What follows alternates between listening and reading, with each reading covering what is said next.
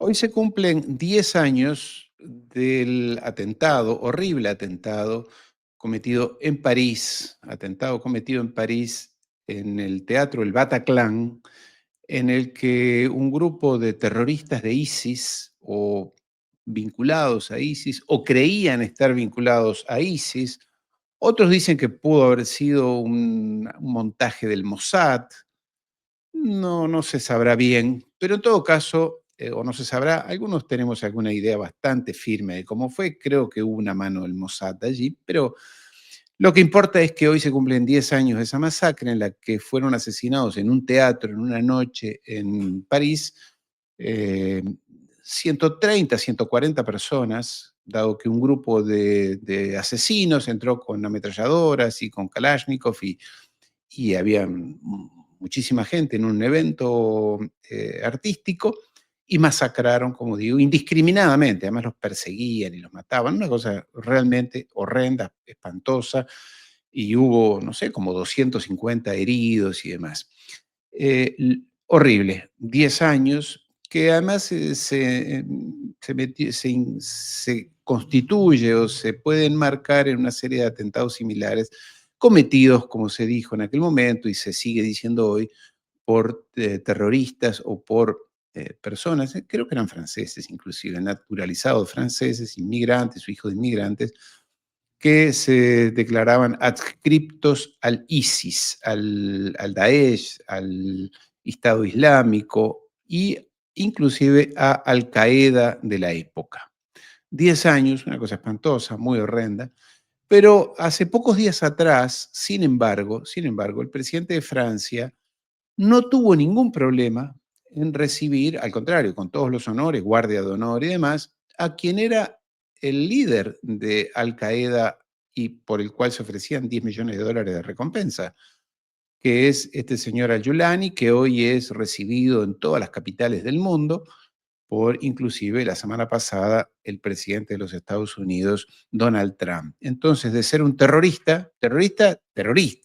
No es que conocía a unos amigos y que eran terroristas. No, este era el jefe de Al Qaeda en Siria y que cortaba cabezas, incluidos ciudadanos norteamericanos o estadounidenses.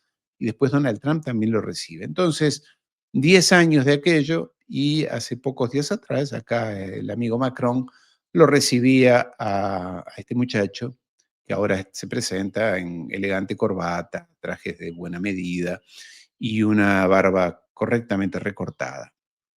Estas cosas a mí realmente me provocan, esta política me provoca una sensación nauseabunda de hasta dónde llegan estos nuevos líderes europeos, que responden sin duda o que se adscriben a una política de generar un gran caos a nivel mundial, una gran confusión donde todo vale. El asesino de ayer que cortaba cabeza, que era un terrorista, y por el cual el FBI ofrecía 10 millones de dólares, ahora es un buen muchacho y es recibido en todas las capitales del mundo con honores. En fin, para hablar de este y de varios temas más, tengo el placer de recibir a mi querido amigo Juan Antonio Aguilar, compañero de ruta. ¿Cómo estás, Juan Antonio? Buenas noches. ¿Qué tal? Muy buenas. Un saludo a todos nuestros espectadores. Tenemos que aclarar que Juan Antonio y yo durante este fin de semana estuvimos de viaje y tuvimos que posponer nuestra charla habitual de los domingos para hoy, lunes. Y advertirles también a los amigos que pueden vernos en formato horizontal o bien en formato vertical, si es con el móvil en forma vertical, nos pueden ver de esa manera. Es la misma transmisión, es la misma, es todo igual. Lo que pasa es que esta plataforma que hemos contratado, gracias al apoyo financiero de ustedes, nos permite ofrecer este doble formato. Es a ustedes de elegir, ¿no? Lo deciden ustedes. Juan Antonio, 10 años de aquel acto terrorista, como tantos otros, Atocha, etcétera, ¿no? ¿Qué momento? Bueno, pues efectivamente, es decir, esto se marcaba como una de las consecuencias de la famosa guerra internacional contra el terrorismo, que surge en 2001 tras los atentados de las Torres Gemelas en Nueva York. Y bueno, pues todo ha estado envuelto siempre en una nube extrañísima, ¿no? De no dejar ver la claridad.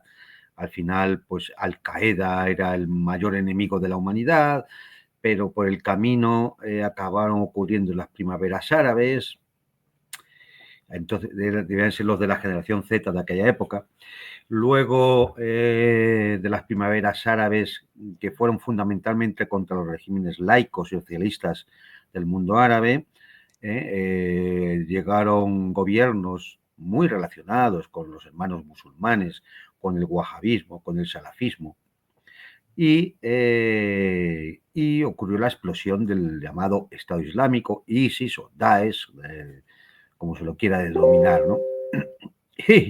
Y bueno, pues enmarcado en todo eso, pues están todos estos atentados en Londres, en los mercados navideños de Alemania, lanzar vehículos contra la gente por las calles, tanto en Niza, en Francia, todo después de los ataques en Bataclan, ¿no?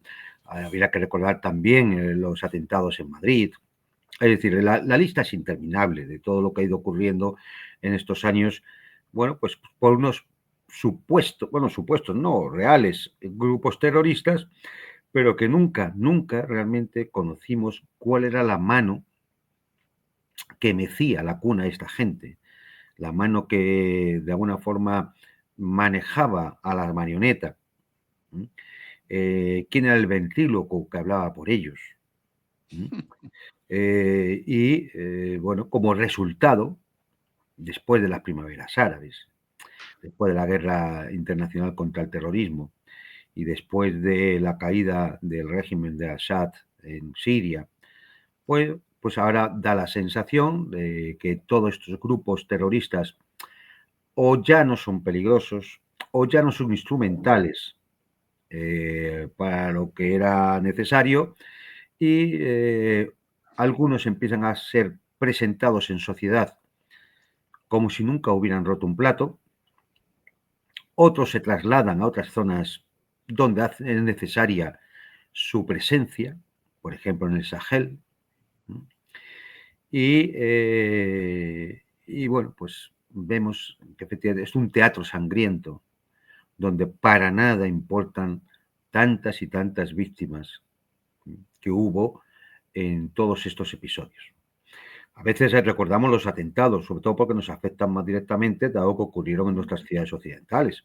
Pero hay que recordar que la mayor parte de las víctimas de todas estas organizaciones eran precisamente también árabes y musulmanes. Curiosamente, nunca sionistas.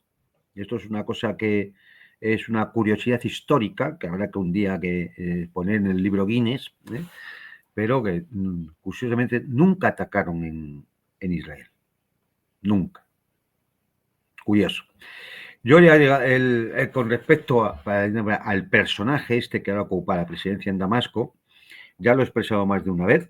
Es decir, si me dan a elegir si llamarle terrorista o llamarle agente anglosajón o anglosionista, no sabría con cuál de las definiciones quedarme, porque le encaja más la segunda, con todo lo que ello tiene de terrorífico, encaja más la segunda que la primera.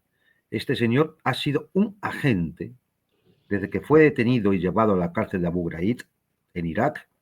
Desde entonces fue un agente al servicio anglosionista y ha hecho lo que le han mandado hacer en cada momento.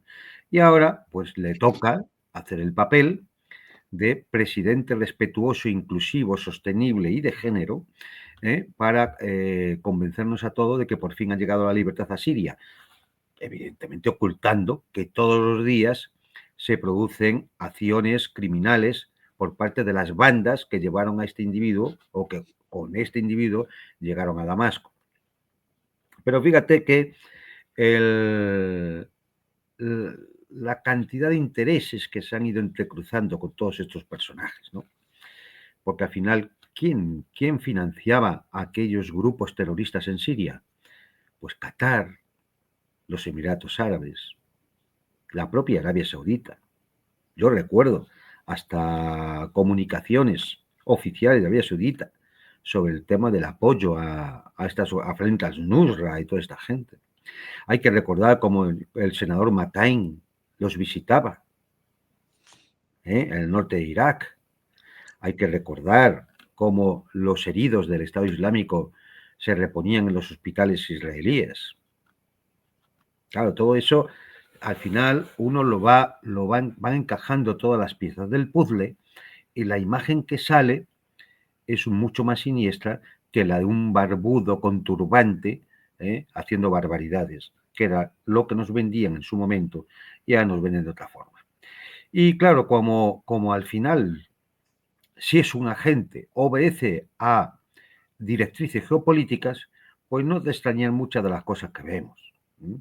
El abrazo con Macron, la reunión con Pedro Sánchez, el recibimiento en la Casa Blanca.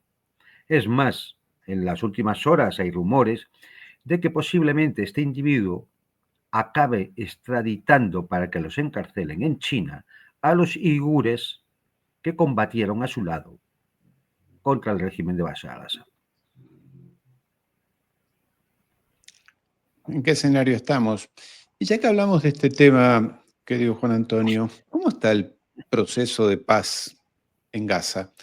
Digo proceso de paz porque así lo Iba a menciono. decir, ¿qué proceso de paz? Por eso, sabiendo que nuestros queridos hermanos palestinos, a los que les mandamos siempre un abrazo y no nos olvidamos de Palestina, están padeciendo unas condiciones climáticas absolutamente horribles, lluvias interminables, el invierno, todo lo poco y nada que tienen, mojado, roto, bueno, obviamente que destruido. Las lluvias invernales no es lo mismo que caigan sobre calles asfaltadas con sus alcantarillas para desaguar las aguas y demás, a que caigan sobre tierra y escombros. En la cual, y sobre esa tierra y escombros, ¿qué hay? Tiendas de campaña. Entonces, claro, lo que estamos observando era lo que debíamos esperar observar. Evidentemente al Estado sionista le importa poco todo esto. Sí. Ellos ya tienen ahora mismo rodeada la franja de Gaza, donde están los palestinos, ha quedado reducida a 1/3 de lo que era. Es decir, es una franjita rodeada por el ejército sionista por todos lados, la famosa línea amarilla, y donde, bueno, todos los días, con excusa o sin excusa, pues hay bombardeos, hay cañonazos de artillería, hay disparos de francotiradores, o simplemente no se deja pasar unos camiones de ayuda humanitaria, o se bloquea la entrada de algunos insumos que son necesarios, sobre todo en medicina. Es decir, esto es lo habitual. Hemos pasado a una especie de mecanismo de genocidio lento, de cámara lenta, que es lo que estamos observando hasta ahora, pero, oye, como ya montaron el espectáculo del plan de paz, del alto el fuego, ya se puso 20 medallas el señor Trump, y pues da la sensación de que ya no pasa nada, ¿no? Es más, Eso. hoy ha habido que escuchar con absoluto bochorno al gobierno más infame de Europa, que es el gobierno de Alemania, decir que vuelve a los envíos de armamento al ejército sionista. ¿Por qué? Porque la sensación que quieren dar es que, bueno, hay un alto el fuego y ya no pasa nada. Esa es la sensación que quieren dar. Ese es todo es decir, convertir la comunicación en arma de guerra. Es una de las características típicas de las guerras híbridas, de las guerras de quinta generación. Eso es lo que han hecho con el tema del plan de paz. ¿Qué plan de paz? ¿Alguien me puede decir en estos momentos cómo está funcionando ese plan de paz? No, no lo puede decir nadie, porque no hay tal plan de paz. Sí, a lo que hay simplemente es un cambio en la velocidad del genocidio y un cambio en la narrativa en base al espectáculo que se montó en Egipto con la firma de ese plan de paz. Lo preocupante es, te lo preguntaba Juan Antonio, porque claro, tú, yo y seguramente muchos de quienes hoy nos miran y nos escuchan están informados, se mantienen informados de que el genocidio continúa. pero una encuesta que salió antes del fin de semana en los Estados Unidos indica que una gran parte de la población o de los ciudadanos de Estados Unidos consideran que el tema ya está resuelto, porque Claro, efectivamente se hizo tanto show con el plan de paz, entonces ya está, ¿no? ¿Cómo? ¿No hay plan de paz? ¿Por qué pero, siguen hablando de genocidio si ya pero hay claro, paz? pero el show no es que se montara el show de un día, porque no, el show se preparó así, Exactamente. se preparó así. O sea, se preparó para que esto pasara a ser historia. Es decir, hoy había un plan de paz. Trump todos los días se pone medallas de que él ha conseguido la paz en 854 guerras, y una de ellas es la de Gaza. Y por lo tanto, como los medios de comunicación acompañan la narrativa, ocultan lo que está pasando, ¿qué va a pensar un ciudadano normal? Después que le pusieron el espectáculo y después del espectáculo llega el apagón, Claro. pues entonces que todo está bien, ¿no? Sí, mucha gente está hablando de eso y hay preocupación porque efectivamente da la sensación como que ya no hay nada, no ha pasado más nada, ya está resuelto. Y sin embargo se va a someter a votación en el Consejo de Seguridad de las Naciones Unidas un, un proyecto, una declaración para que haya algo así como un Estado palestino y están habiendo febriles negociaciones diplomáticas con China y con Rusia porque están tan a contrapelo de la historia esa propuesta que aparentemente China y Rusia votarían en contra, entonces Estados Unidos quiere que no, que siga, en fin. Pero al mismo tiempo que eso se está discutiendo, Netanyahu, creo que fue el sábado por la mañana, o el domingo, porque el sábado es un día sagrado para ellos, fue en el día de ayer, salió a decir que, bueno, como él y todo su gabinete y todos los partidos políticos de Israel están de acuerdo en que no pierdan tiempo, porque Estado palestino no va a haber. Además dijo, en ninguna parte del mundo va a haber un Estado palestino, no Que para solamente, eso, que obviamente, para eso lo menos domina Egipto. él, claro, claro. Pero vamos a ver, es que ya de por sí el planteamiento es en cierto modo, insultante. Vamos a ver. Claro, ¿Cómo que vamos a hacer una resolución en favor de un Estado palestino? Pero si esas resoluciones ya existen. Si es que existen desde el año 48, desde la propia división que da lugar al Estado de Israel, existe un Estado palestino. Entonces, ¿qué hay que votar de nuevo? ¿Qué resolución nueva quieren? ¿Qué quieren? ¿Volver a engañarnos a todos? ¿Volver a plantear, es decir, como si realmente no hubiera ocurrido nada en las últimas 8 décadas? ¿Pero qué piensan? Bueno, sí, lo piensan. Piensan que somos imbéciles y que una claro. y otra nos la quieren dar con queso, y como somos imbéciles, pues vamos a atacar con ello. Vamos a ver, el Estado palestino está reconocido ahora mismo por aproximadamente, no sé si son 151 o 152 países, miembros de Naciones Unidas. Ya se ha expresado la Asamblea General. Hay un montón de resoluciones vinculantes del Consejo de Seguridad, entre ellas la famosa 222. Es decir, hay unos acuerdos firmados, los de Oslo, por ejemplo. Entonces, ¿cómo que vamos otra vez a discutir el tema de si Estado palestino sí o no?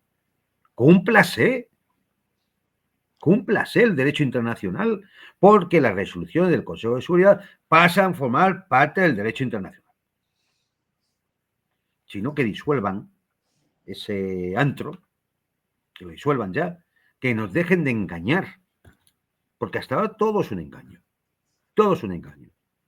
La resolución del año 47, la división del territorio, y luego toda la resolución que ha habido del retorno de los refugiados, la capitalidad de Jerusalén como Palestina, el tema de Cisjordania, es volver a repasarlo todo y no acabar nunca. Entonces, ¿cómo que ahora vamos otra vez?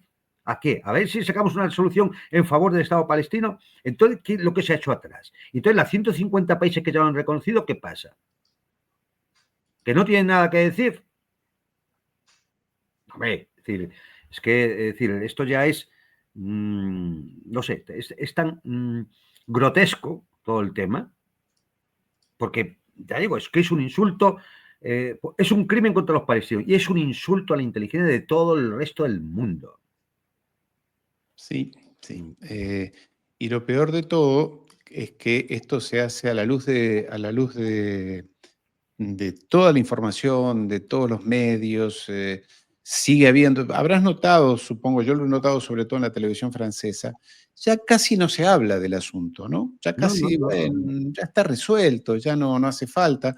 Y sin embargo, reporteros ingleses, creo que son, mostraron esto estos días, que lo quiero mostrar ahora, que es la ayuda humanitaria que Israel sigue manteniendo oculta para digamos, que no permite el acceso a los palestinos, que está en Jordania, que los camiones no entran, y sin embargo, no hace falta, lo podemos escuchar, muestra toda la ayuda que está esperando ingresar a los palestinos, comida, medicamentos, hasta bicicletas, obviamente que tiendas. Hay galpones llenos de ayuda humanitaria y que el ejército de Israel, los asquerosos sionistas, no dejan ingresar a, a Gaza. Así viven, con las tiendas en agua, todos mojados, en condiciones espantosas. Y como cuenta esta reportera, están 6.000 camiones cargados de ayuda humanitaria, están esperando en Jordania para ingresar. Y que Israel rechaza el ingreso, como lo dice acá, es una reportera británica, de una cadena británica, dice: Israel no permite el ingreso de toda esta ayuda que ella muestra acá, y dice: hay galpones como este, muchos, esperando a ingresar ayuda humanitaria a Gaza. Y sin embargo, Israel no lo permite. Claro, pero, a ¿Qué ver, más podemos agregar? vale, Israel no lo permite. Y, ¿qué pasa? El señor Marco Rubio, el majadero este, no se entera de nada para llamar a su presidente y decirle: presidente, estos señores no están cumpliendo el supuesto plan de paz. No dice nada. No, porque Marco Rubio es cómplice del genocidio. Y Claro. su jefe también. Y toda la Casa Blanca. Esta es la realidad. Por eso yo insisto una vez más, cada vez que señalamos al siniestro Netanyahu, repito, el siniestro Netanyahu actúa así porque sus jefes, sus amos, los lobbies, etcétera, etcétera, presionan todos en la misma dirección. Y tiene como cómplices necesarios del crimen al señor Trump, al señor Marco Rubio, a toda la recua de impresentables de la Casa Blanca y también a todos los dirigentes europeos que siguen con la boquita cerrada, que después de vez en cuando dicen algo para justificarse, o para lavar su conciencia, o no sé para qué. Pero bueno, aquí seguimos. ¿Qué dice la Sí, señora von der Leyen? ¿Qué dice el señor Starmer? ¿Qué dice el infame de Merz? Bueno, sí, el infame de Merz sí sabemos lo que dice. Vuelven a haber armas para Israel. sí. Esta es la Y, realidad. y Esta por es otra, la realidad. y a su vez, las grandes empresas se dedican, que como son YouTube, Ah, y claro, sí, sí.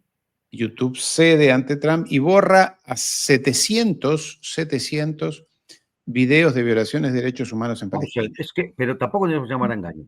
Las grandes tecnológicas, todas, todas, que nadie se engañe aquí, todas las grandes tecnológicas occidentales, fundamentalmente son norteamericanas, están en manos sionistas. Sí, Todas. señor. Sí. O sea, no hay ni una sola que se salve. Ni una sola. Todas en manos sionistas.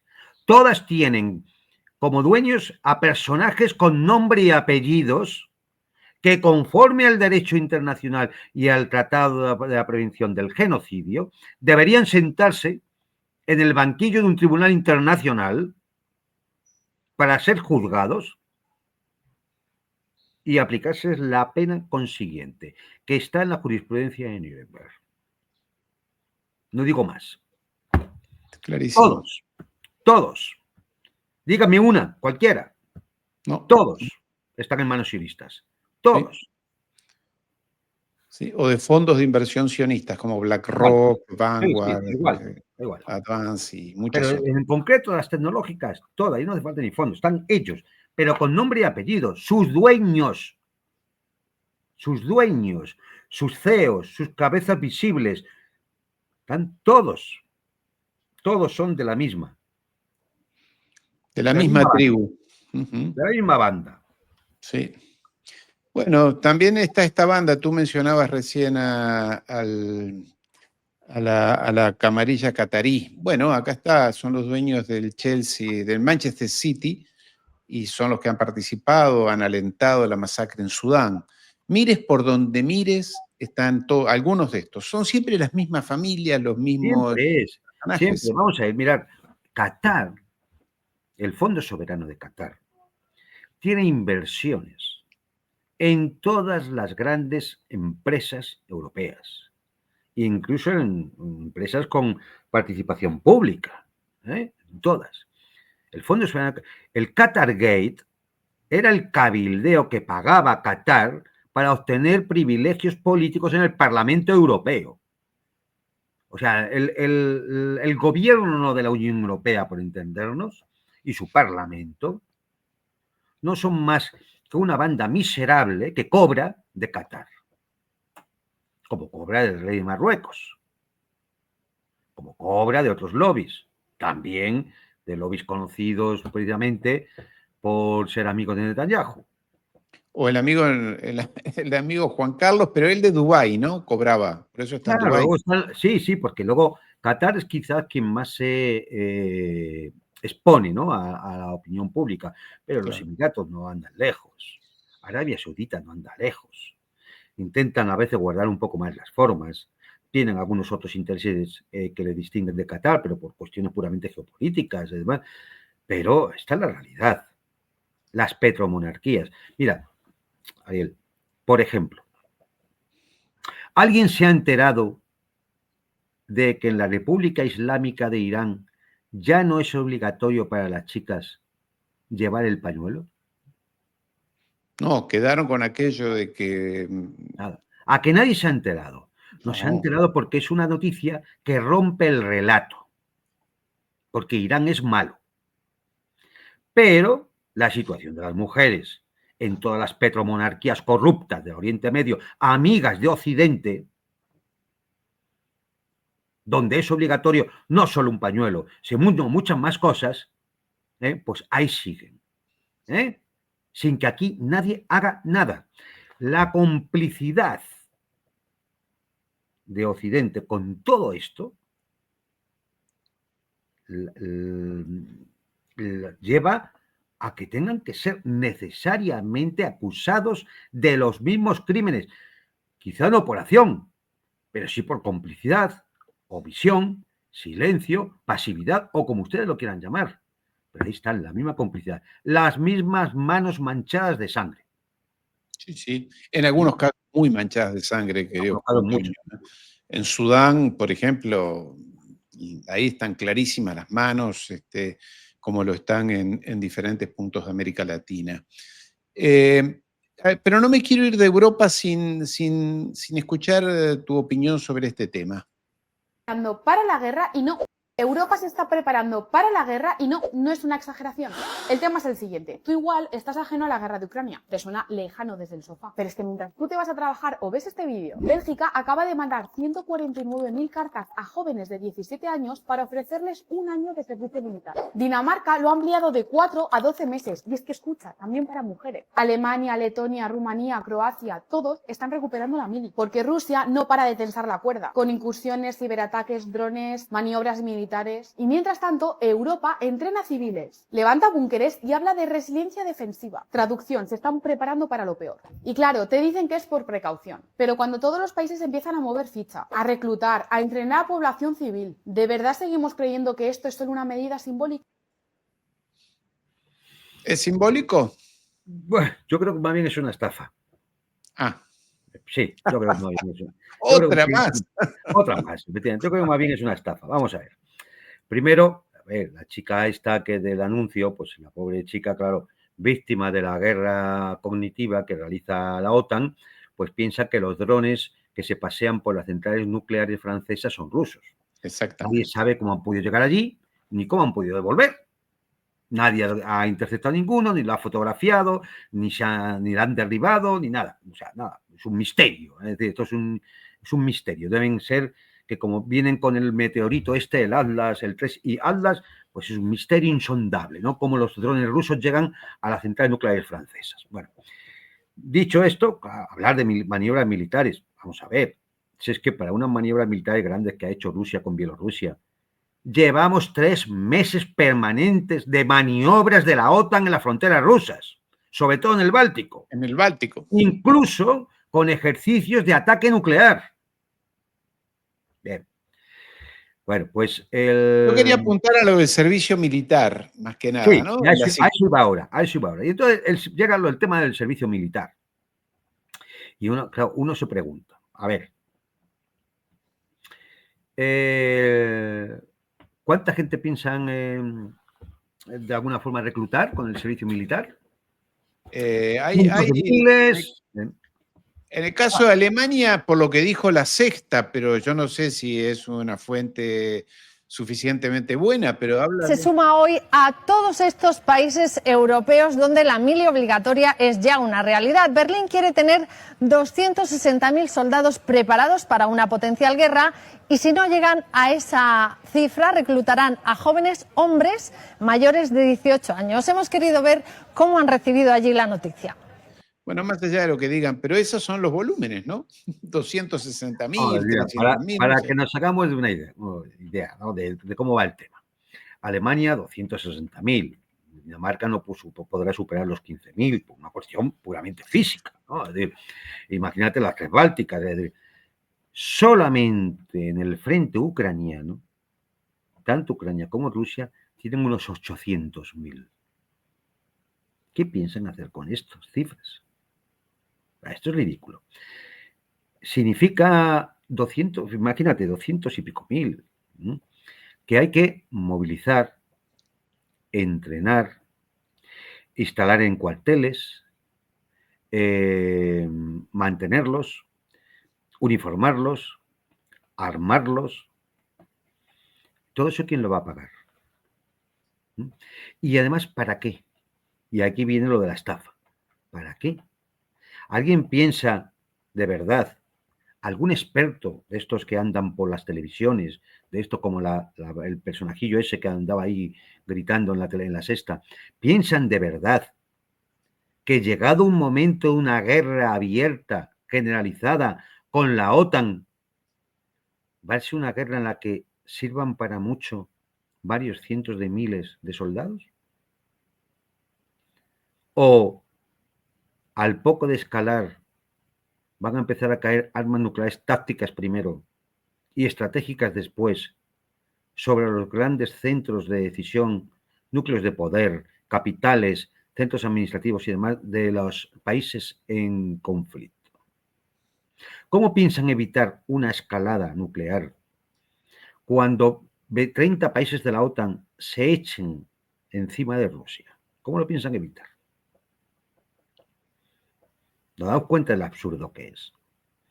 No se puede ir a una guerra convencional con la mayor potencia nuclear del mundo. Porque si la pierdes, pues bonita cosa has hecho.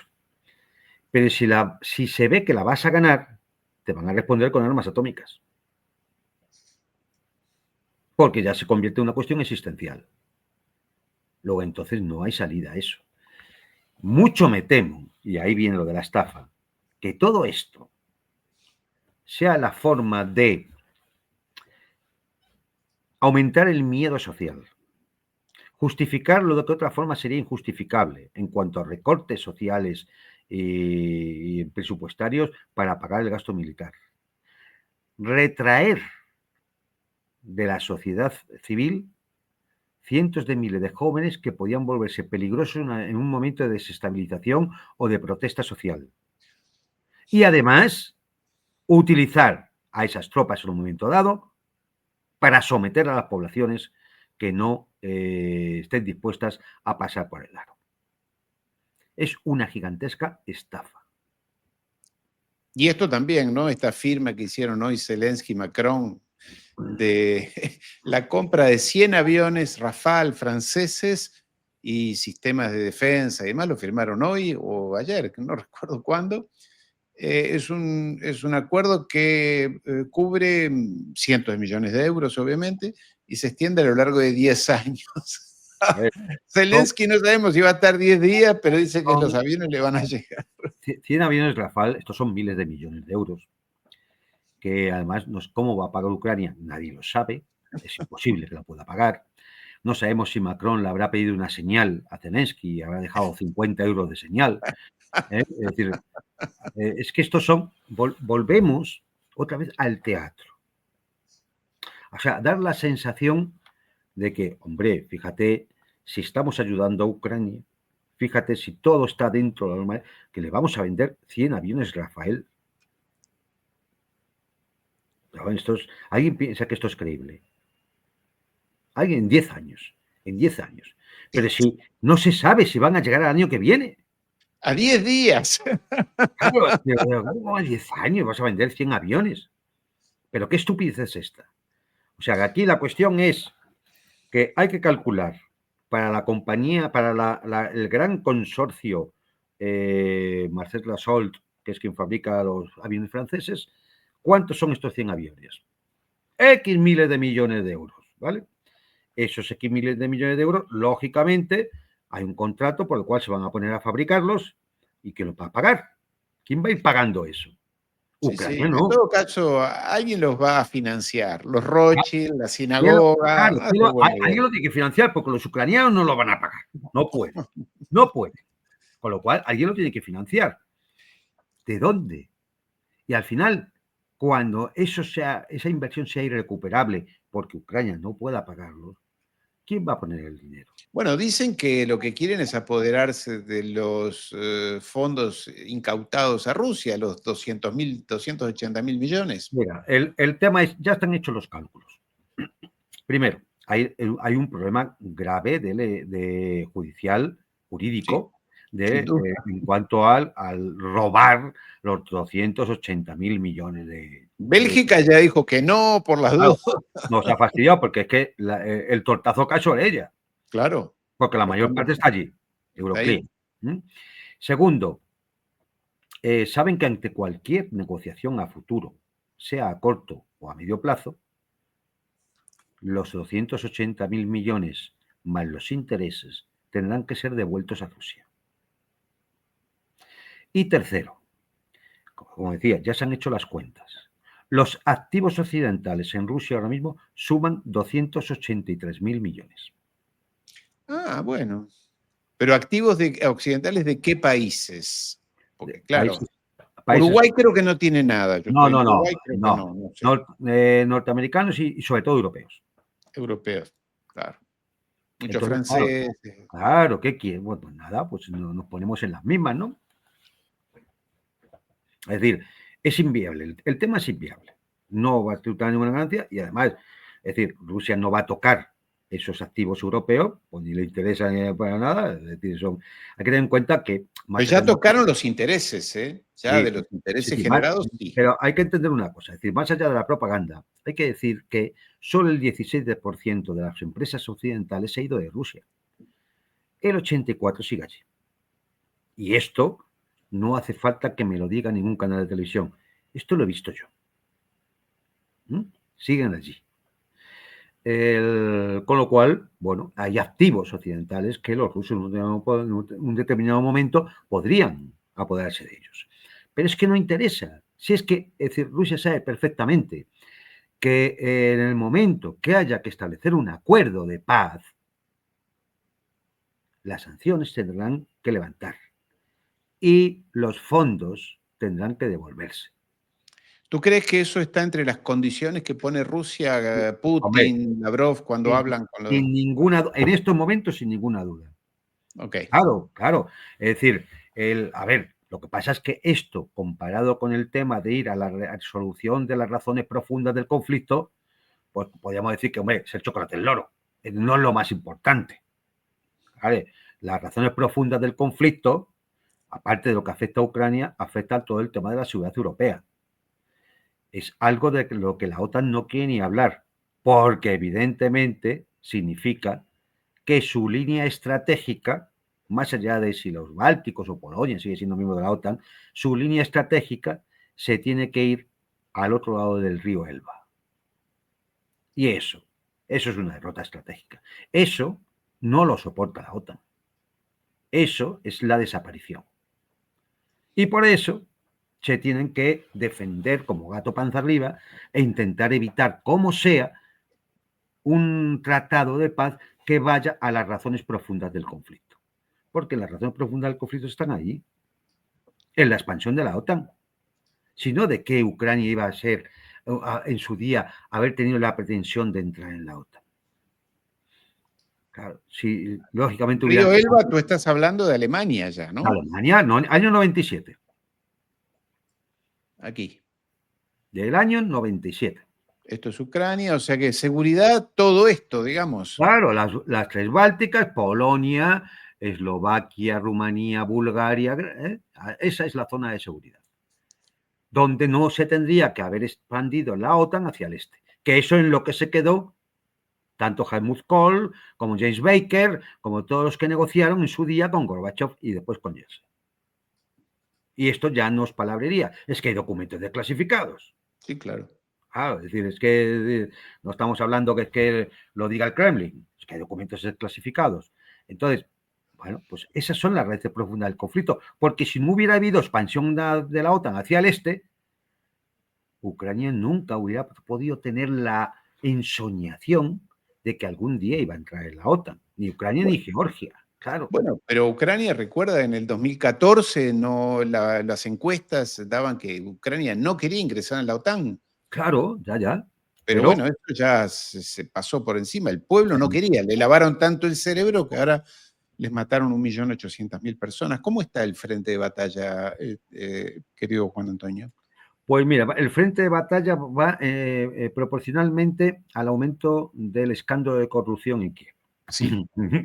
Es proporcional, es decir, aumenta el bizcocho de la corrupción, va aumentando y el frente de batalla va deteriorándose proporcionalmente. Se decía este fin de semana que Zelensky viajaba, iba a Grecia, estuvo en Grecia, ahora a Francia y mañana va creo que a España, va mañana. Sí, viene a España. Y que tenía miedo de que no regresara ya, porque claro, lo que está pasando con Kiev, los bombardeos, la falta de electricidad, en fin. ¿Regresa, no regresa? En el frente hay 5 partes del frente donde se ha hundido la defensa ucraniana. Se ha hundido. Todo el mundo habla de la bolsa de Pokrovsk, y es verdad, es importante, sobre todo por una razón muy sencilla, porque como no quieren mantener la resistencia y ultranza, lo único que hacen es mandar fuerzas de reserva hacia esa zona. Claro, las fuerzas de reserva que están mandando las están quitando de otros sitios. Con lo cual se ha hundido la defensa en la zona de Kupiansk y en Volchansk, es decir, por un lado el paso hacia Kharkov y el frente y luego hacia Liman, que es la parte norte del Donbass que queda, se ha hundido, se está creando otra bolsa en Seversk, que es otra de las grandes ciudades que quedaba del tema de Donbass. Se ha hundido el frente en Zaporozhia, donde se avanza hacia el interior, poniendo en peligro toda esa línea del frente. Con lo cual, la situación no puede ser más desastrosa. Es más, en los canales ucranianos, la percepción que se da es más grave de la que se está dando en los canales prorrusos. Quizá porque conocen mejor la realidad. Y claro, a esto súmale, ¿qué pasa en la retaguardia? En la retaguardia pasa unos niveles insufribles de deserciones, de movilización que no alcanza los mínimos, pero además no solamente que no alcanza los mínimos, sino que la protesta cada vez es mayor respecto a la movilización que se realiza en las calles, apresando a la gente. La infraestructura eléctrica está destruida casi en un 70%. Se habla de evacuar las grandes ciudades porque el invierno va a ser insufrible en estas grandes ciudades sin calefacción. La infraestructura ferroviaria está prácticamente también inutilizada, salvo las pocas locomotoras diésel que quedan. De la época soviética, ¿no? Claro, de la época soviética, efectivamente. La industria, efectivamente, está cuasi paralizada. Entonces, es decir, incluso ya los puertos, el puerto de Odessa ha sufrido, bueno, tales daños que incluso un petrolero turco ha salido ardiendo, por acción de los drones y de los misiles rusos, ¿no? Con lo cual, en la retaguardia la situación no puede ser tampoco peor. Y claro, a esto súmele todo el escándalo de la corrupción, no que no se supiera, porque claro que se sabía. La corrupción en el régimen ucraniano se conoce desde antes del comienzo de la operación militar rusa. Pero hablan de 100 millones de dólares, por lo menos en ese Bueno, grupito. lo que hay, sí, lo que hay es, se ha enfocado el tema en el sector energético, pero es uno de los muchos sectores, en el cual todo tipo de contratos llevaban una coima de entre el 10 y el 15% para todos esos adláteres de los cabecillas de Kiev. Y bueno, pues ahí están implicados el ministro de Energía, el ministro de Agricultura, el ministro de Defensa se ha ido y no vuelve. Volvió más. Se ha ido y no vuelve. Es decir, está todo el entorno cercano de Zelensky implicado. En las grabaciones, de las cuales solo se ha hecho público el 20%, hay más de 1000 horas de grabaciones. Sale el nombre de Zelensky, sale el nombre de Yermak, que es la mano derecha de Zelensky. Es decir, ahora mismo el régimen está cogido, el gobierno en Kiev, con alfileres. Puede caer perfectamente. Hay partidos ya de la oposición que están tomando posición, como el grupo de Poroshenko, que quieren que se destituya al gobierno y se forme otro gobierno. Los británicos hacen de las suyas intentando llevar a Zaluzny como sustituto de Zelensky. Los norteamericanos no quieren eso. Es más, los norteamericanos son los que dominan desde la embajada la agencia anticorrupción ucraniana. Es decir, son los que han movido el tema. Son los que han movido el tema. Sí. Y como por una razón muy sencilla, porque Estados Unidos sabe que mientras Zelensky esté ahí, no hay posibilidad de negociar un acuerdo con Rusia. Y el acuerdo con Rusia le interesa a Trump, más allá de su ego y el premio de la paz y estas tonterías, le interesa porque hay acuerdos comerciales muy importantes que Estados Unidos necesita. Tierras raras, entre otras cosas. Por ejemplo, ¿no? Incluso recursos energéticos que puede revender. Sí. Claro. A los europeos. A los europeos, que a las empresas norteamericanas les interesa muchísimo. Claro. Incluso explotaciones conjuntas que podría tener con Rusia en el Ártico.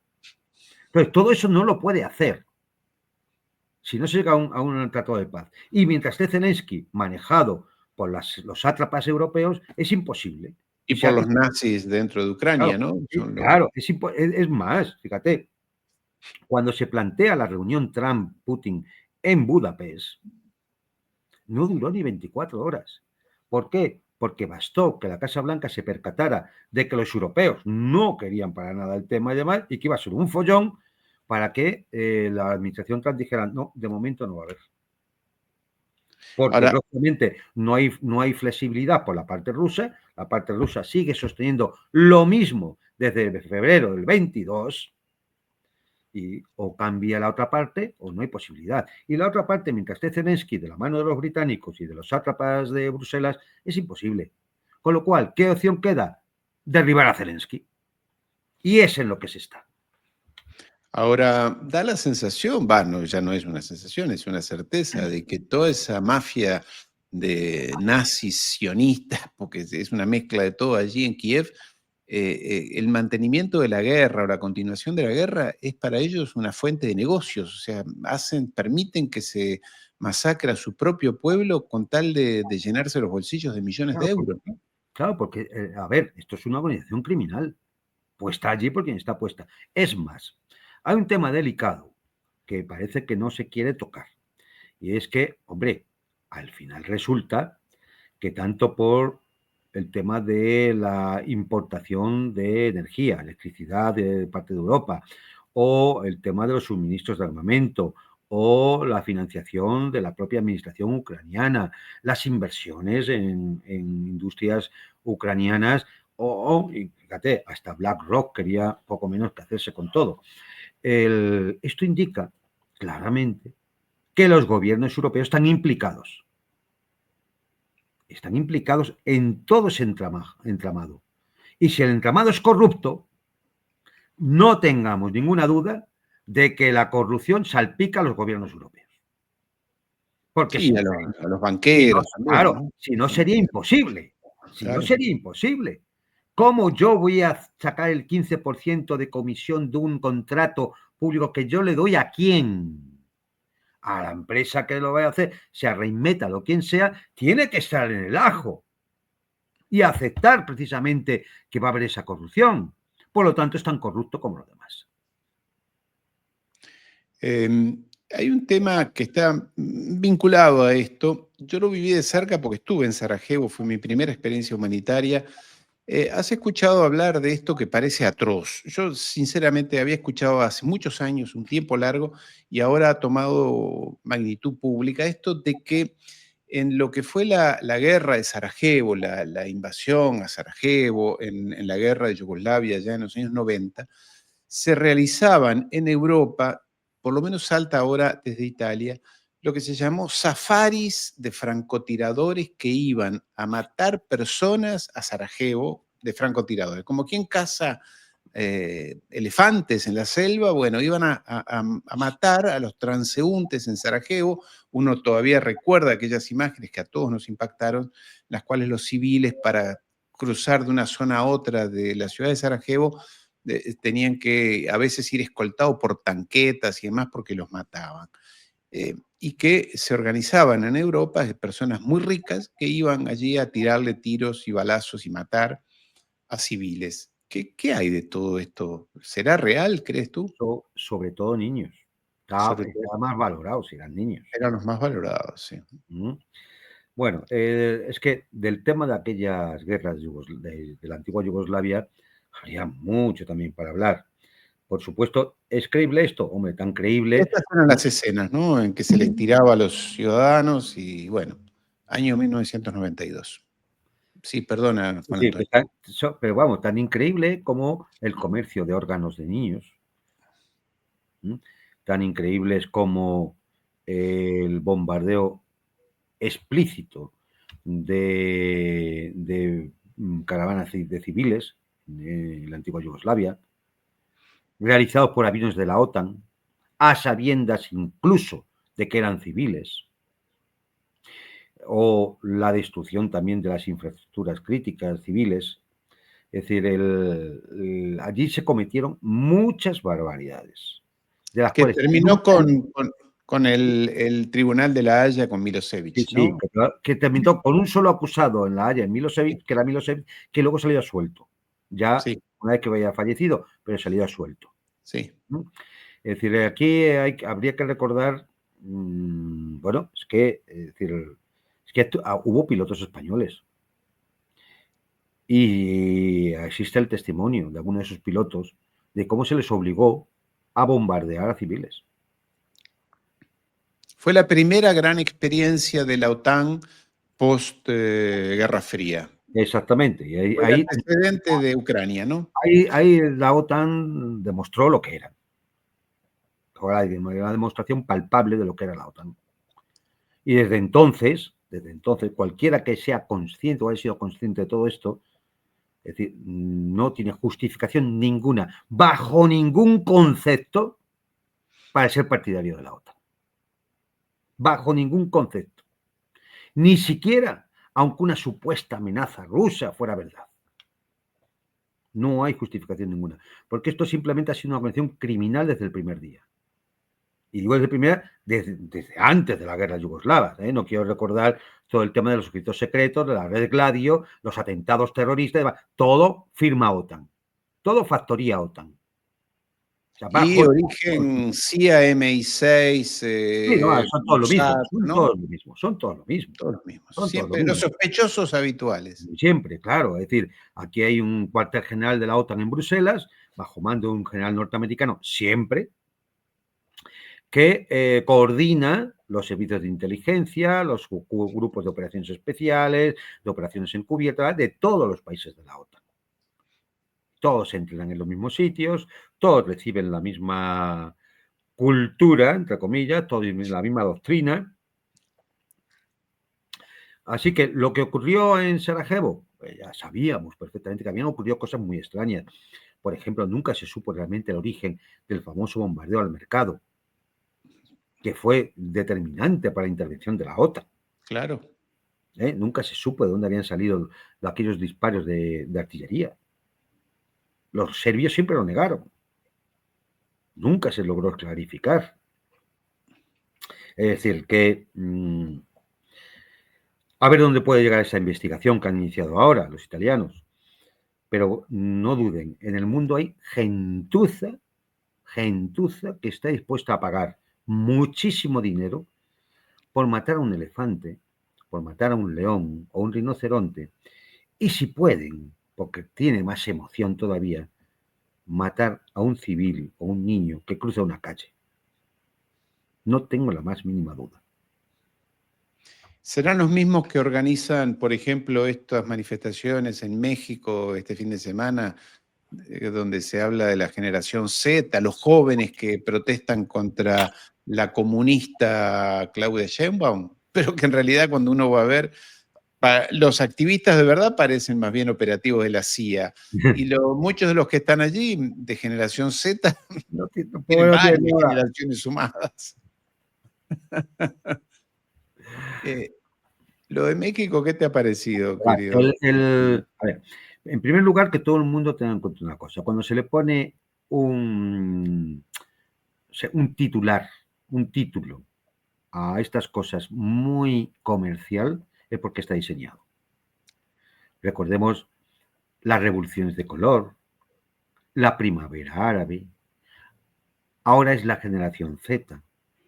Con la generación Z siempre se intenta decir que son los jóvenes. Exactamente. No bueno, allí en Pakistán, no recuerdo dónde, la semana pasada. Bangladesh, en Nepal, ¿sabes? Es decir, entonces, esto es algo diseñado. En el momento que hay una cosa, ya es diseñado. Además, jóvenes que piden cosas raras, como que no haya oficinas anticorrupción, pero los jóvenes en general protestan por otras cosas. Todos hemos sido jóvenes, hemos protestado, pero... Los jóvenes tienen razones más que de sobra para salir a protestar, sin ninguna duda. Pero claro, uno entiende que cada país tiene sus condiciones particulares, las reivindicaciones pueden ser de una forma o de otra, las reivindicaciones pueden utilizar unos mecanismos u otros. Es decir, lo mismo podrían ser manifestaciones pacíficas o irse al monte a una guerrilla. No, pero aquí son todas iguales. El mismo método utilizado en Nepal o en Bangladesh o en Indonesia es el que se utiliza en México. Y además a todos se les llama la generación Z. Sí. Y además todos aparecen con los mismos símbolos. Bueno, ¿esto qué indica? Que ha sido diseñado. No dudo de que haya muchos mexicanos que salieran a protestar por 1000 cosas. No lo sé, es decir, pero me puedo imaginar que siempre hay razones para la protesta. Claro.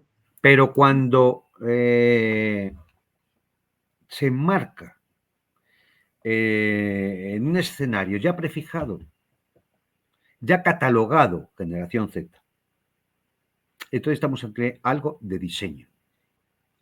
Y por lo tanto, si ha sido diseñado, no ha sido diseñado por unos jóvenes que no pueden tener la capacidad de diseñar unas protestas que sean similares en Indonesia, en Nepal, Bangladesh o en México. Luego hay alguien detrás. Y el alguien detrás es inconfesable, porque si no fuera inconfesable, daría la cara.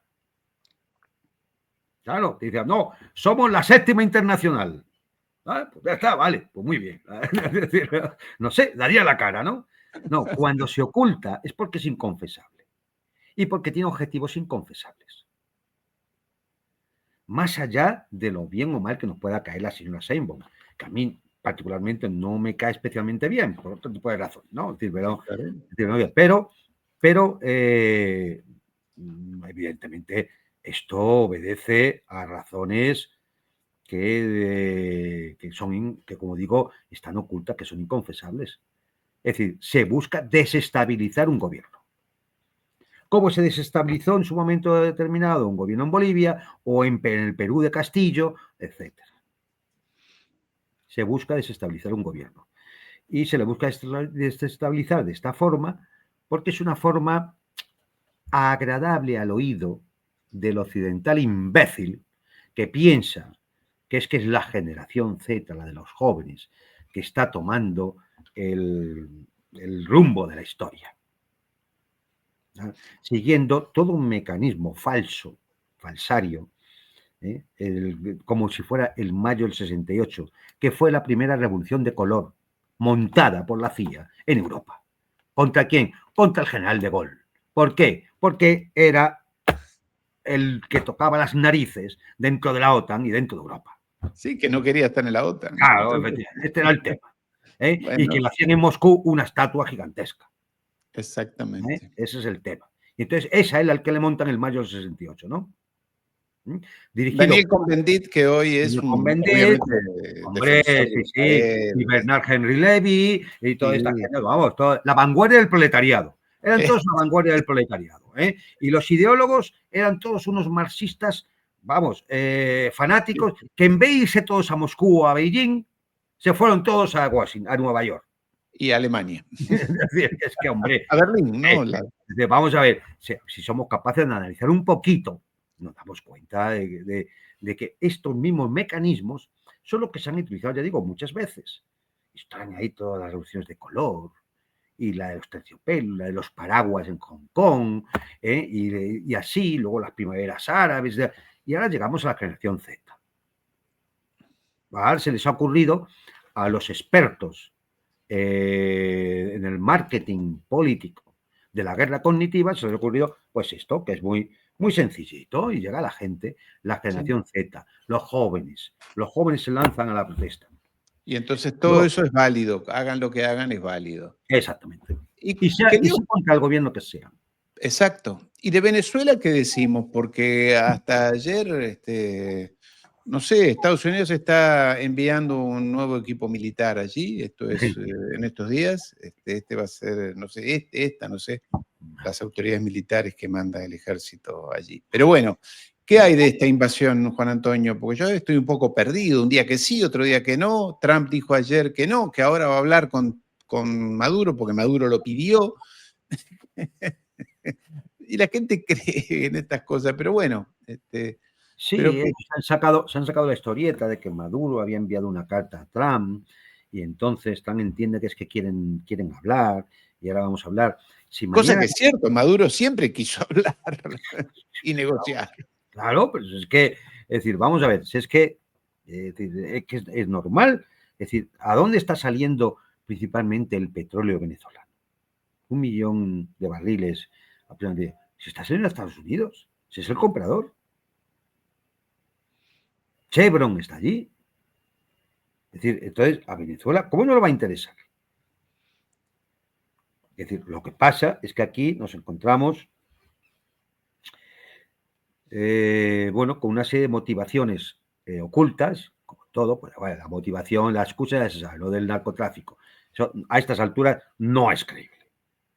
Más allá de los crímenes que el ejército norteamericano está cometiendo en las aguas del Caribe, bombardeando embarcaciones que no se sabe qué llevan, no se sabe de dónde son, no se sabe por qué, como la destruyen, en vez de detenerlas y decir, a ver, ¿qué llevan ustedes? ¿Cocaína? ¿De dónde ha salido? ¿De qué sitio? ¿Quién es? En vez de hacer la investigación y seguir el tema, si es que fuese así, no, se destruye la lancha, no quedan pruebas de nada y ya decimos nosotros lo que es. Prueba ninguna. Pues ya lo decimos nosotros. Como nosotros somos los buenos, a nosotros nos tienen que creer. Está, es decir, esto es todo el asunto, ¿no? Ahora, están preocupados, Juan Antonio, en Washington, con esto, con la legalidad del asunto, porque es tan ilegal, tan aberrante. Es un crimen, claramente. Claro, le han pedido al Departamento de Justicia que elabore una justificación jurídica de todo esto, lo cual es difícil de explicarlo, pero bueno, ellos dibujan todo, ¿no? Sí. Pero entonces, bueno, digo, como lo del narcotráfico no es creíble, es decir, menos ya a estas alturas, tiene que haber unos objetivos estratégicos por detrás de la excusa. Y evidentemente aquí no queda más remedio que pensar en los recursos que tiene Venezuela, que necesita el gobierno, la administración norteamericana, y sobre todo reafirmar la hegemonía en el hemisferio. ¿Eso qué significa? Hay que echar a China y a Rusia, y nosotros tenemos que ser los únicos beneficiarios de lo que se haga en el hemisferio. Es decir, la aplicación de la doctrina Monroe al siglo XXI. Don Rowe le dicen ahora. De Don, sí. Es la y doctrina entonces, de bueno, pues Don Rowe. claro. Ahora, que también hay una razón de política interna, y es que Trump intenta obtener una victoria rápida para afianzar su imagen antes de las elecciones de medio término, teniendo en cuenta la situación interna que también se vive en Estados Unidos, ¿no? Muy complicado. Claro, con lo cual todo se está volviendo muy complicado. Ahora, estas cosas se saben cómo empiezan, pero mal cómo acaban, ¿no? Porque esta actuación de Estados Unidos está siendo condenada por México, por Brasil, por Colombia, por Nicaragua, por Bolivia, y puede haber más países que lo tenemos segura. Hasta el punto de que Colombia y Brasil han roto el compartir inteligencia con los servicios de inteligencia norteamericanos. Afortunadamente me quedo tranquilo con que Vox Abascal le ha dado todo su apoyo a Corina Machado, al gobierno, al pueblo de Venezuela que se va a sublevar. Eso dijo Vox en el día de ayer. Honor de presidir. La libertad se está abriendo. En estos momentos trascendentales para Venezuela, quiero dirigirme al bravo pueblo venezolano para transmitirle todo el apoyo de Vox y del gran partido de los Patriotas por Europa que tengo el honor de... Muy bien, muy bien. Este es el de la hispanidad, ¿no? Este es el de la hispanidad, así es. Y dice que Maduro está muy preocupado. Si Vox le dio el apoyo, quiere decir. Sí. Bueno, a ver, esto no es... nos podemos reír un poco, pero hay un aspecto aquí que es un poco dramático, que no afecta solo a Vox en España, afecta a esos sectores de la derecha española que hablan mucho de la hispanidad y todas estas cosas, pero siempre están dispuestos a apoyar al gringo cuando se trata de atacar a un pueblo hispano. Es cierto. Eso por un lado. Pero por otro también hay que decir, otros gobiernos hispanos Sí, que señor. están haciendo lo mismo. El de Ecuador, por ejemplo. Es decir, por decir uno. Es decir, Perú, el propio. Y esto es inconcebible. No hay razón política ni ideológica que justifique que a un país de las Américas lo ataque, lo agreda la potencia del norte, enemiga histórica, sin que ese país reciba el apoyo de todos los demás países americanos. Cosa que no está pasando. Cosa que no está pasando. Y, por supuesto, de España.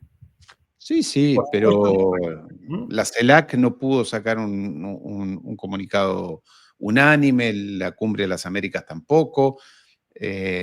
En fin, tenemos un escenario latinoamericano, dista mucho de aquel al carajo con el ALCA, ¿no? De Chávez en el 2002, 2003, 2005.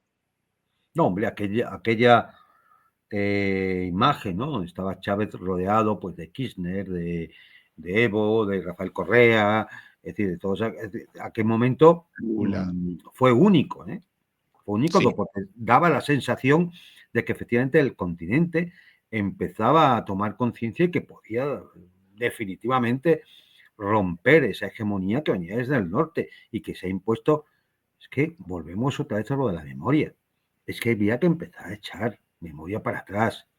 No ya Nicaragua, que desde el comienzo fue invadida no sé cuántas veces ya por los gringos, pero simplemente desde el final de la Segunda Guerra Mundial.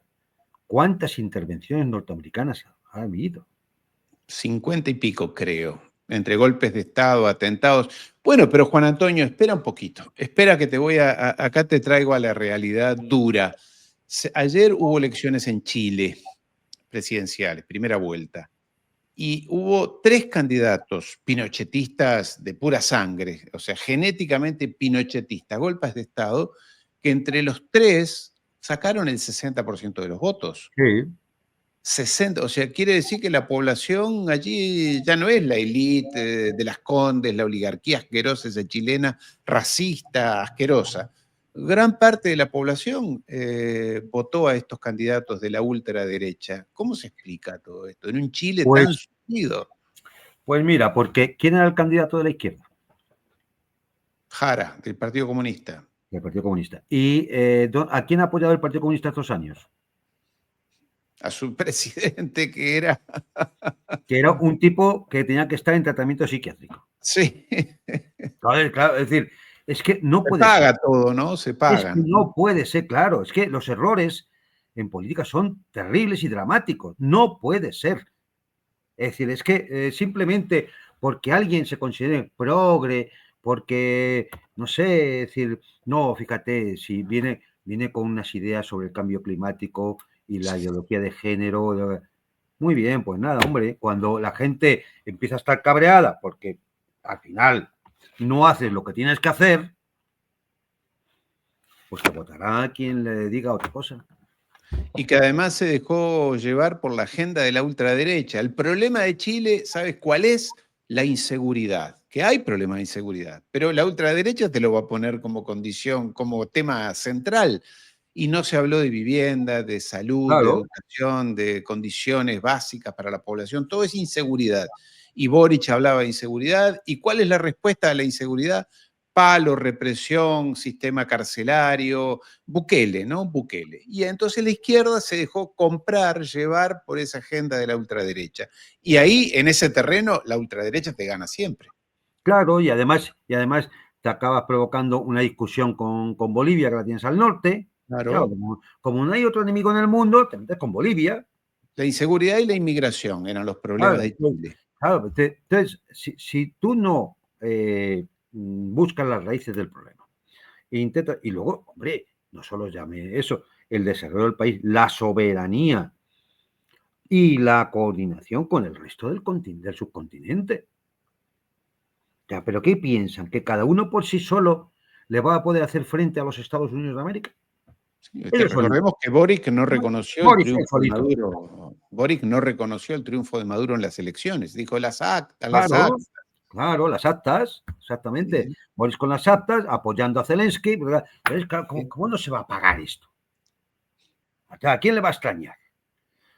Pues la misma forma que ganó Milei en Argentina o como va a ganar muchos puntos Vox en España. Pero aquí a quién le puede extrañar. Es decir, si es que es más por los errores propios que por la fuerza del contrario. Exactamente, exactamente. Porque este Y caso, claro, y mientras los movimientos populares en América no empiecen a ser conscientes de esto, no hay solución. Sí, es más, hay peligro de ir a peor.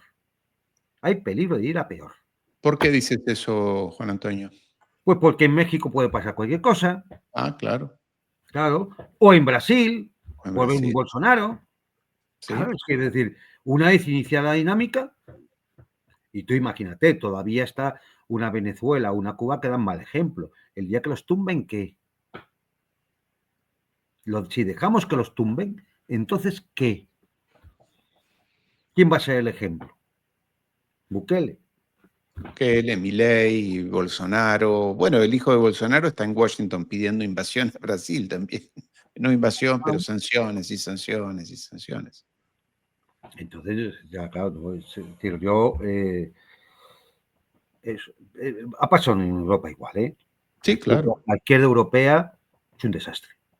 Bueno, por algo los partidos socialistas tan poderosos en España, en Francia, en Italia, están a punto casi que de desaparecer. En el caso de Francia, sin duda, porque tanto de comprar, de seguir la agenda de la ultraderecha, al Claro, final... se pierde el norte y al final se acaba siguiendo una ideología importada, una ideología que se convierte en ideología dominante, y la ideología dominante siempre es la ideología de la clase dominante. En eso recuerdo los dichos de Xi Jinping, el chino Xi Jinping, quien analizando la disolución, la autoimplosión de la Unión Soviética, allá en los 90, dijo, fue porque perdieron el norte ideológico, o sea, no sabían a dónde iban, entonces compraban las lucecitas de colores de Claro, los Estados Unidos. sí, sí, no, mira, hay una frase de Khrushchev que indica la absoluta desorientación ya del socialismo real soviético. Cuando le dice a Kennedy que algún día el nivel de consumo del ruso superará el nivel de consumo del norteamericano. Y, Y y con entonces, eso, o sea, que ¿qué quiso vamos a decir? ser más derrochadores todavía que el capitalismo, ¿no? Pues te irás al carajo. Claro, claro. Ahora me sorprendió, Juan Antonio, esto de China. Es el nuevo rostro de la Fuerza Militar China. Beijing anunció la entrada en servicio de su tercer portaaviones, equipado con tecnología que solo posee su rival, Estados Unidos. Es el primer buque de su tipo que cuenta con un sistema de lanzamiento por catapulta, que le permite lanzar aviones de combate pesados y completamente cargados. Sus catapultas electromagnéticas representan un avance tecnológico significativo, que busca consolidar su poder en las disputadas aguas del Mar de China Oriental, el Estrecho de Taiwán y el Mar de China Meridional. Bueno, ultramoderna tecnología en una época en la que los portaaviones parece ser que están pasados de moda, ¿no? Sí, yo creo que simplemente hay, yo no sé, no diría tanto como error, porque tampoco conozco muy bien cuáles son los planes del Estado Mayor chino, ¿no?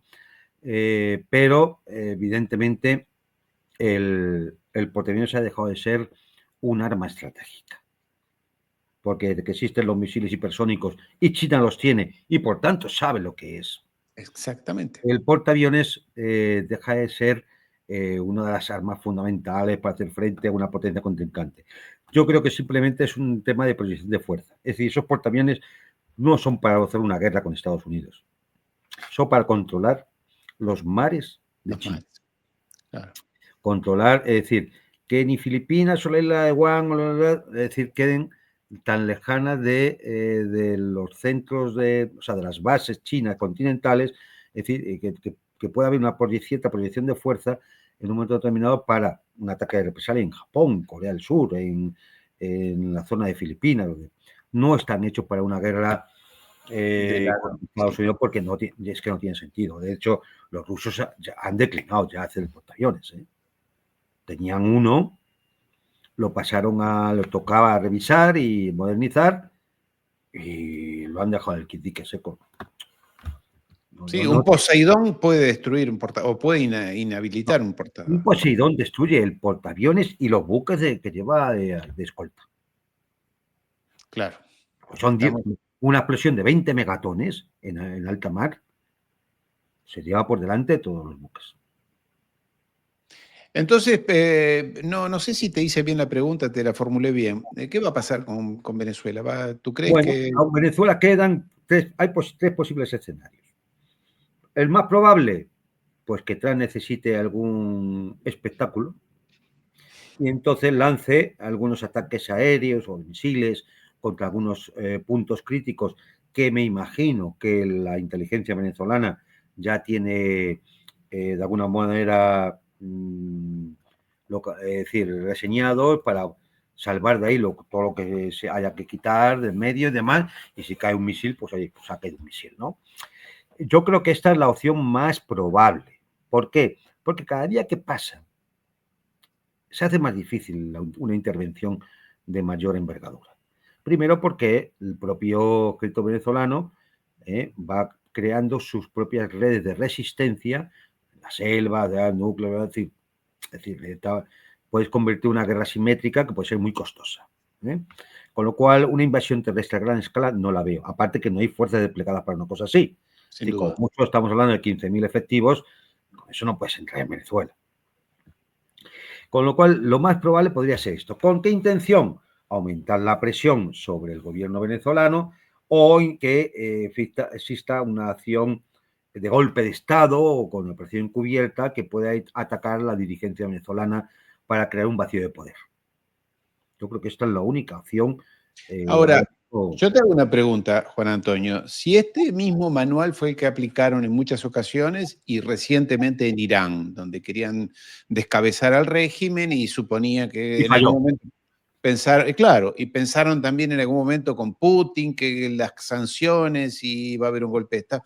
Ahora, ¿quién puede pensar que en Venezuela, inclusive si lo mataran a Maduro, no va a haber algo alternativo? ¿Alguien puede creer que Hombre, 20 años de gobierno se caen, se no, resquebrajan porque vamos Maduro a no ver. hace nada? Vamos a ver. Si yo estuviera ahí ahora mismo en la inteligencia venezolana, diría, hay que tener 3 tipos nombrados por cada cargo superior. Claro.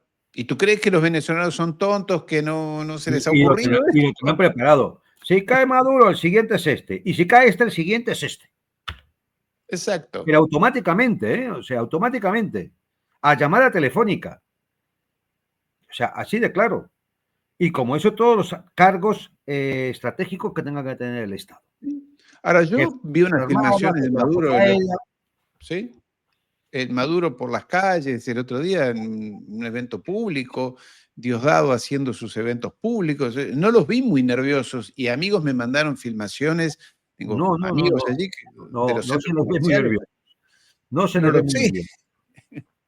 Y No entonces, sé, que no, todo esto es una desprolijidad de esto de Estados porque, Unidos que... porque efectivamente, primero, porque con Estados Unidos todo es incertidumbre. Lo mismo sí que no. Lo mismo pongo 500% de arancel que los quito dentro de media hora. Claro. Claro, lo mismo mañana negociamos con Maduro que no sé qué.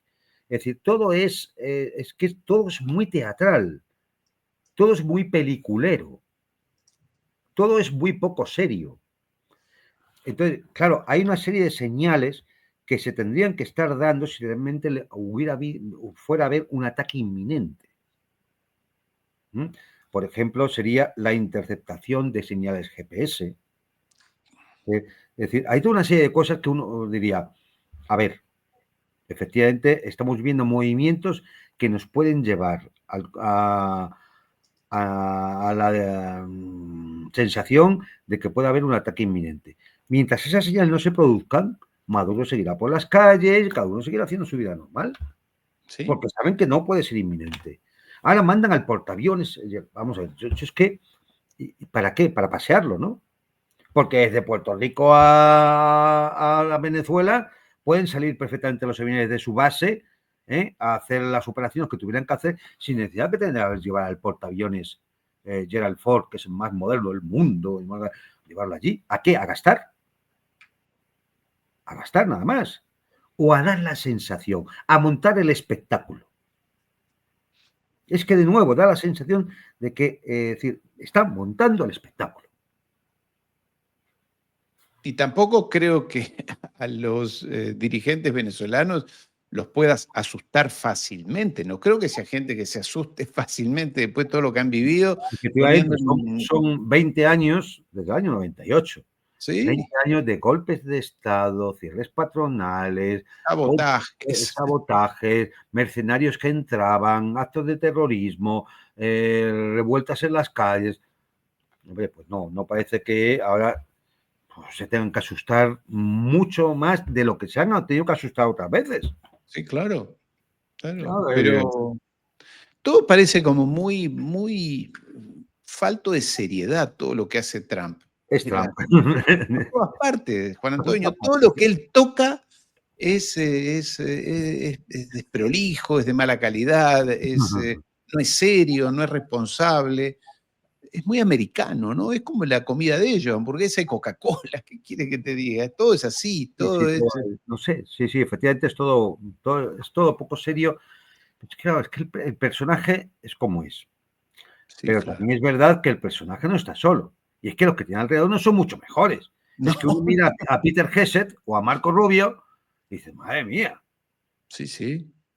Claro, es decir, O a Laura Loomer, ¿no? La sionista. también. Que es la que lo asesora, Laura Loomer, que es una sionista fanática que además sale de youtuber. Es como que a nosotros nos contrate Putin para dirigir la guerra.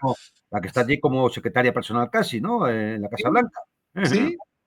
Una chiflada, sí. No, no, Estamos en todo es muy, efectivamente, no sé, muy decadente, ¿no? Hasta grotesco, decadente, muy, fin de muy, ciclo. sí, sí, es decir, da una sensación, pero es que además, si uno ve el Partido Demócrata, tampoco está mucho mejor. Con lo cual, uno empieza a pensar y dice, bueno, esto es lo que tienen, esto es lo que hay. Sí, esto es Pues lo que tiene. que efectivamente, entonces no, el caminito que tienen es un poco fastidioso, ¿no? Querido Juan Antonio, te comento que mañana martes estaré aquí con Fernando Moragón, también como es habitual los martes, hablando de estos mismos temas o de otros seguramente. Así que será un placer compartir con él también estos análisis. Y a los amigos les recomiendo, les sugiero que se suscriban al canal, que dejen comentarios. Cuando terminemos ahora, dejen un comentario abajo. Es la mejor manera de darle promoción a estos videos, porque las redes sociales entonces consideran que mucha gente lo ha mirado con interés y lo muestra más, los muestran más. Entonces, dejen un comentario, quizás un dedito, una forma de... Han tenido el placer de escucharlo con Antonio durante casi 1 hora y media, así que un dedito para arriba no viene mal. Juan Antonio, nos vemos el domingo. Y compartan. Y Cuanto más gente llegue, mucho mejor. Habrá más comentarios, más suscripciones, más todo. Queridos amigos, nos vemos mañana por la mañana con Esteban Carrillo, siempre hablando principalmente de Palestina, y por la noche, por la tarde, con Fernando Moragón. Juan Antonio, un placer como siempre. Muchas gracias. Hasta pronto.